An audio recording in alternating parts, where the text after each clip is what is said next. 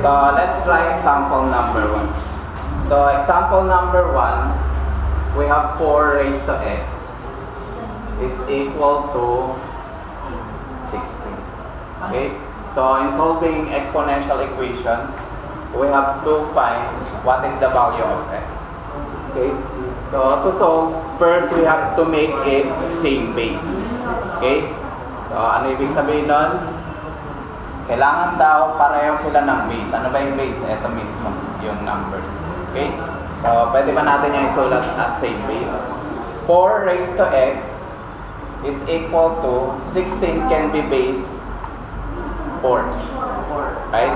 Because 16 can be written as 4 raised to 2. Since we have the same base, we can cancel the base and we just focus to the exponent, which is x is equal to 2. And that is the correct answer.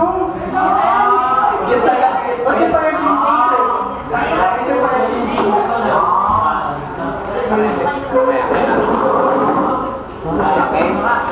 So,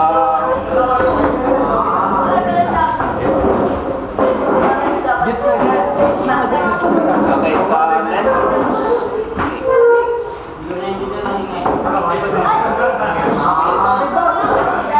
okay, so how can we say that the answer is correct? We can check by evaluating x to the original equation. So we know that x is equal to 2. So 4, since x is equal to 2, that is squared, is equal to 16. So 4 squared is 16, which is equal to 16. So meaning to say that x is equal to 2 is correct. Okay na. Okay, number 2. Tayo mag-number. Number 2, we have 4 raised to x is equal to 1 over 16. 1 over 16. Okay, so first, we have to find the same base. Okay, kailangan ng same base. So that is 4 raised to x is equal to 1 over 16 can be written as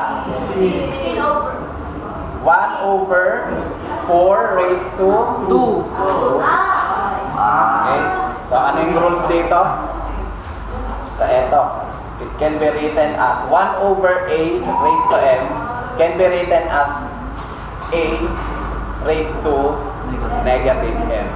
So we have to find the reciprocal of a fraction, then the exponent can be written as negative. Okay, so this is also equal to 1 over 4 raised to 2.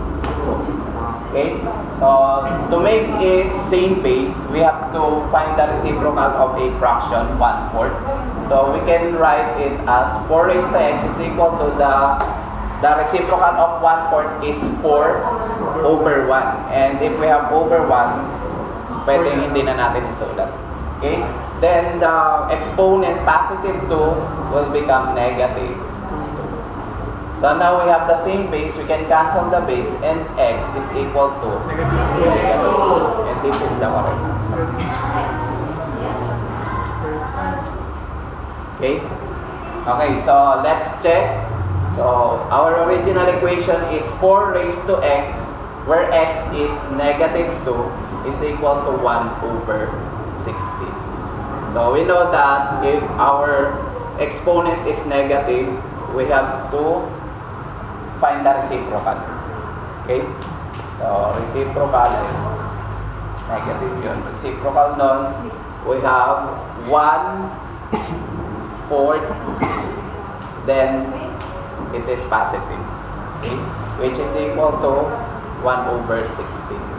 That is also 1/4 times 1/4 because we have a square.